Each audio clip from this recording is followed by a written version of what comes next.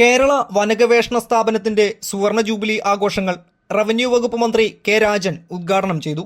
കേരള സമൂഹം ശാസ്ത്ര പ്രബുദ്ധത വീണ്ടെടുക്കേണ്ടതുണ്ടെന്നും ആഭിചാരങ്ങൾ ആഘോഷമാക്കുന്ന പ്രവണത സമൂഹത്തെ ഉന്നതിയിലേക്ക് നയിക്കില്ലെന്നും ഉദ്ഘാടന പ്രസംഗത്തിൽ മന്ത്രി പറഞ്ഞു.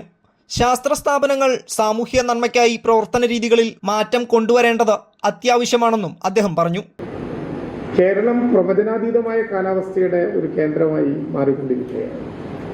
2018 അതിഭീകരമായിട്ടുള്ള പ്രളയം ഉണ്ടായപ്പോൾ ഒരുപക്ഷെ വിമർശന ബുദ്ധി അതിൽ ഇടപെട്ടവർ പോലും പറഞ്ഞൊരു പ്രധാനപ്പെട്ട പ്രശ്നം കേരളം IMDയുടെ മാത്രം നിർദ്ദേശങ്ങൾ കേൾക്കുന്നത് കൊണ്ടാണ് വരാൻ പോകുന്ന ദൂരവ്യാപകമായ ഒരു പ്രത്യാഘാതത്തെക്കുറിച്ച് നേരത്തെ പറയാതെ പോയത്.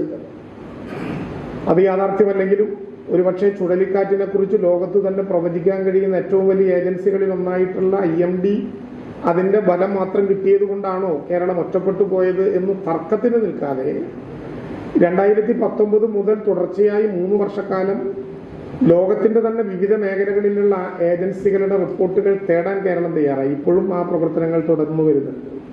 കാലാവസ്ഥാ വ്യതിയാനം, മനുഷ്യ വന്യജീവി സംഘർഷം എന്നീ മേഖലകളിൽ കൂടുതൽ ഗവേഷണം നടത്തേണ്ടതുണ്ട്. ശാസ്ത്ര ഗവേഷണ പ്രവർത്തനങ്ങളിൽ സർക്കാർ കൂടുതൽ ശ്രദ്ധ നൽകുന്ന കാലമാണെന്നും അദ്ദേഹം പറഞ്ഞു. ചടങ്ങിൽ മന്ത്രി കെ രാജൻ കേരള വനഗവേഷണ സുവർണ ജൂബിലി ലോഗോ പ്രകാശനവും അന്താരാഷ്ട്ര സൈലേറിയം വെബ്സൈറ്റിന്റെ ഉദ്ഘാടനവും ഔഷധ സസ്യ കർഷകരുടെ അനുഭവ പാഠങ്ങൾ എന്ന പുസ്തകത്തിന്റെ പ്രകാശനവും നിർവഹിച്ചു. ശാസ്ത്ര സാങ്കേതിക വകുപ്പ് principal secretary professor KP Sudheer ചടങ്ങിൽ അധ്യക്ഷത വഹിച്ചു. Professor B Mohankumar, doctor CTS Nair, Reshma Sajeesh, doctor N Krishnakumar, doctor Kannan CS Warrier, doctor AV Raghu തുടങ്ങിയവർ സംസാരിച്ചു. News fact, Thrissur. എനിക്ക് എത്ര നല്ല പ്രൊപ്പോസൽസ് വന്നതാ. Canada, UK, US. എന്നിട്ട് അപ്പോഴേക്ക് എന്നെ വീഴ്ത്തി കളഞ്ഞില്ലേ?